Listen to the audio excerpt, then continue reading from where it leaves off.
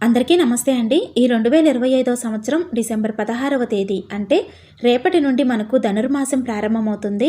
సూర్యుడు ధనుసు రాశిలో ఉన్న మాసాన్ని ధనుర్మాసం అంటారు. 2025 డిసెంబర్ 16వ తేదీన ధనుర్మాసం ప్రారంభమయ్యి 2026 జనవరి 14వ తేదీ వరకు ఉంటుందండి.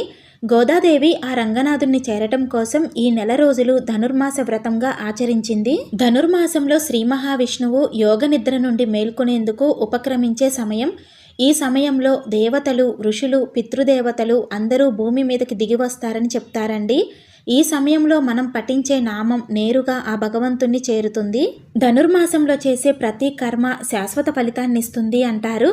ఒక్క తులసి ఆకు సమర్పణ వైకుంఠ ప్రాప్తిని, ఒక్క గీతా శ్లోకం పఠించటం సర్వపాప విమోచనం, ఒక్కరోజు ఉపవాసం 1000 ఏకాదశుల ఫలితాన్నిస్తుంది అంటారు. ఈ మాసంలో శ్రీ మహావిష్ణువుని కానీ శ్రీ వెంకటేశ్వర స్వామి వారిని కానీ పూజించటం వలన కుజదోషం పోయి వివాహం జరుగుతుందని నమ్మకం. ఈ వీడియో నచ్చితే లైక్ చేయండి, షేర్ చేయండి. ఇలాంటి మరిన్ని వీడియోస్ కోసం మన ఛానల్ని సబ్స్క్రైబ్ చేసుకోండి. శ్రీమాత్రే నమః.